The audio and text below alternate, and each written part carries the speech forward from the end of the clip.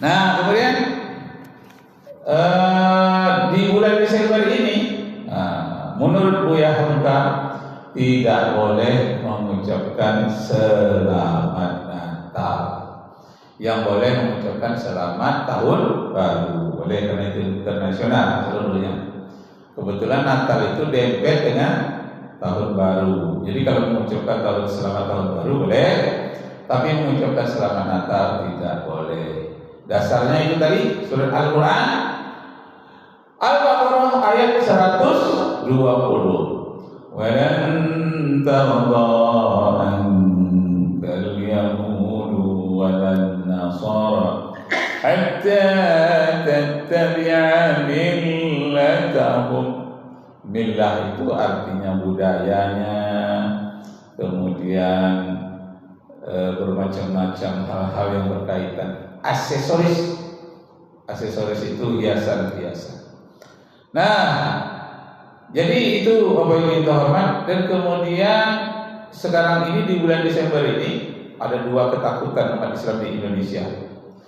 Yang pertama, ketakutan tanahnya dirampok, tanah Indonesia di Pantai Indah Kapuk 2, Banten. Luas tanahnya.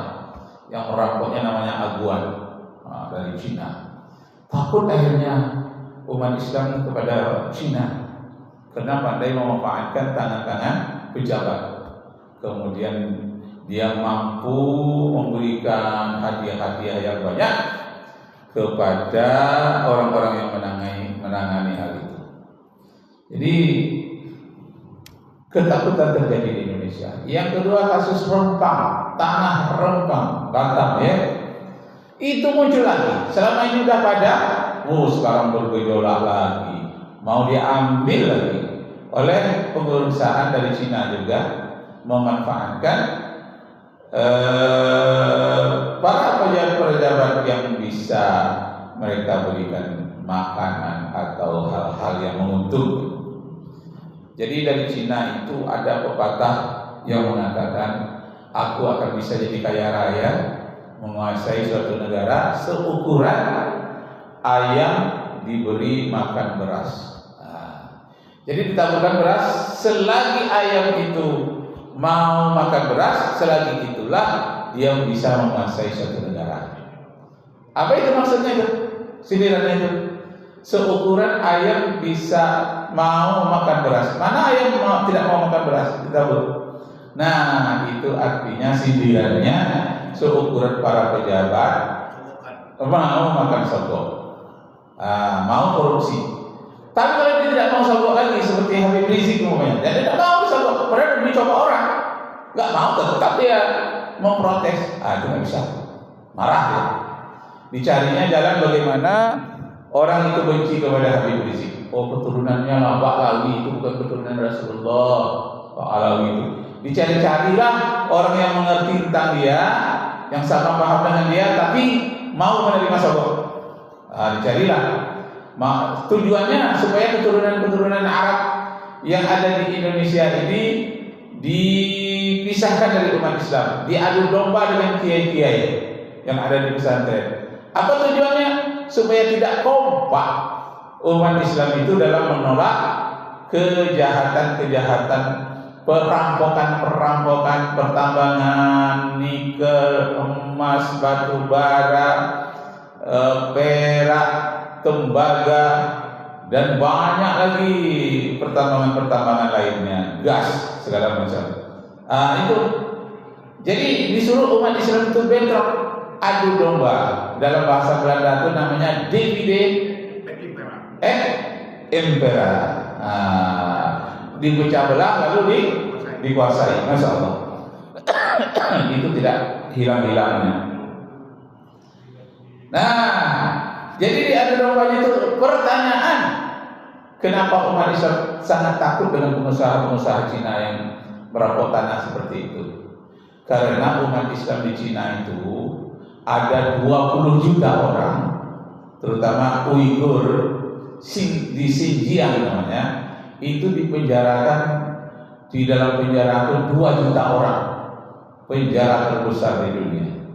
Umat Islam di Xinjiang dipenjarakan sebanyak 2 juta orang. Tidak boleh puasa, tidak boleh sholat, tidak boleh zikir. Kemudian diberikan pil obat tidur. Jadi sudah dia bekerja langsung suruh tidur. Bekerja tidak digaji.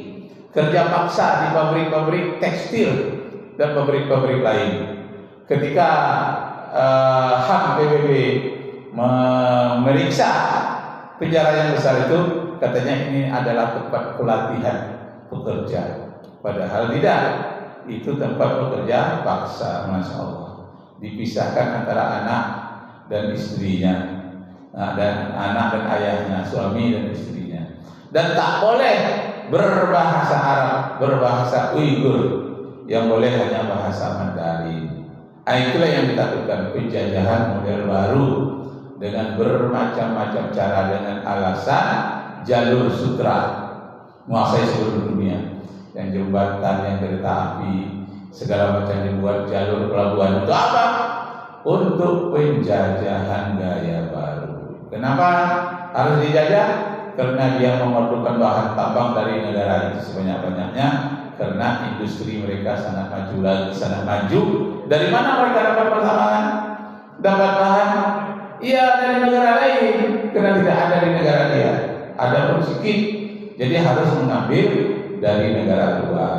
Caranya mengambil itu dengan memberikan sogokan kepada pejabat-pejabatnya yang mau menjadi ayam. Ayam dilemparkan beras, mau dia mengejar. Kadang-kadang udah kenyang dia, dikasih beras mau lagi. Kadang-kadang pecah bolongnya. Masih tetap dia. Nah, akhirnya dia menjadi pengkhianat bangsa sekaligus merusak dirinya sendiri, merusak lingkungannya dengan pertambangan itu. Padahal ayat Al-Quran mengatakan,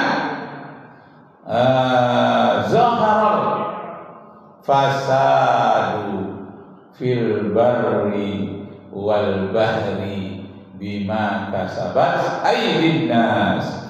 Terjadi kerusakan di darat dan lautan akibat tangan-tangan jahil manusia.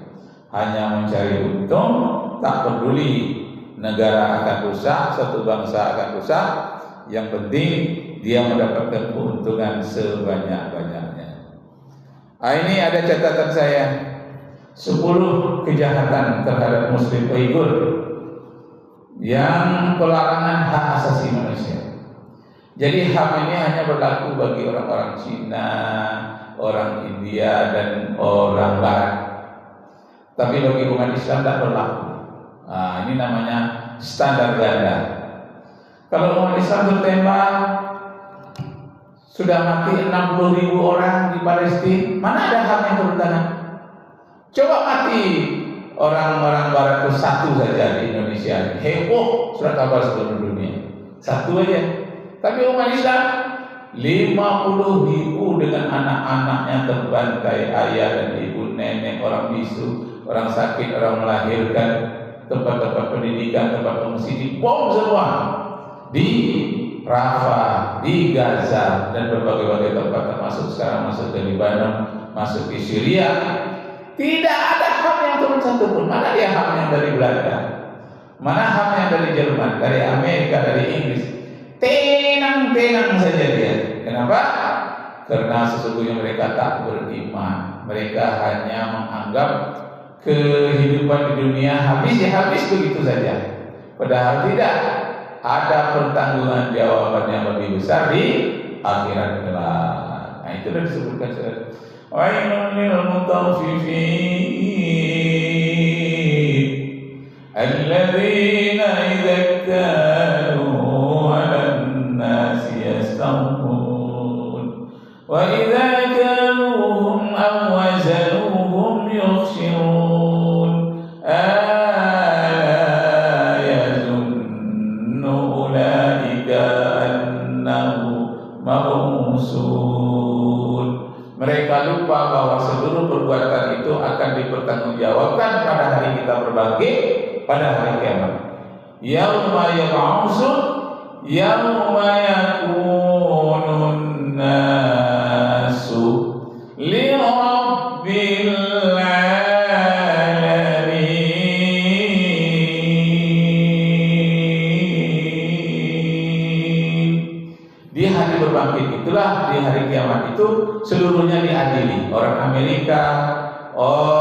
Rusia, orang Jerman, orang Palestina, di mana-mana pun diminta pertanggungjawaban besok pada hari kiamat. Bisakah dia mempertanggungjawabkan membunuh sekian banyaknya manusia? Karena surat Al-Maidah ya, dalam surat Al-Maidah menyatakan siapa yang membunuh satu orang saja yang tak bersalah, seakan-akan dia telah membunuh manusia seluruh dunia. Nah, yang tak bersalah dibunuh. Itu anak-anak di Palestina, apa salahnya? Orang-orang sedang pendidikan, wanita sedang melahirkan, orang bisu, orang rabun, orang buta, orang cacat, tak perlu dia dihantam semua. Bagaimana nanti Yahudi, Israel itu dan di backingnya Amerika, bagaimana nanti mempertanggungjawabkan di hadapan Allah Subhanahu wa taala. Nah, tapi karena mereka ini tidak percaya dengan hari akhirat, akibatnya dia berbuat semena-mena di dunia ini. Nah, itulah pentingnya agama. Agama itu kita mempunyai dua pertanggungjawaban. Pertanggungan jawaban di dunia, lebih berat lagi pertanggungan jawaban di akhirat, di mana jaksanya besok di akhirat tak bisa disogok, polisinya tidak bisa disuap, hakim-hakimnya tidak bisa diiming-imingi dengan apapun, dan saksi-saksinya tidak ada yang saksi dusta, tidak bisa. Bahkan tangan mereka, kaki mereka, jari-jari mereka semuanya menjadi saksi. Di dalam surat Al-Qiyamah, surat yang 3-4, pada hari ini tangan-tanganmu pun yang menembak bedil, melepaskan bom, tangan-tangan itu nanti akan menjadi saksi. Benar ya Allah, aku yang melepaskan bom. Benar ya Allah, telunjukku ini yang melepaskan bedil, pistol, senapan. Benar ya Allah, aku yang membawa pesawat membom. Itu semuanya tangan-tangan mereka tidak bisa berdusta dan menjawab apa adanya. Menurut surat Al-Qiyamah ayat 1 sampai ayat 4.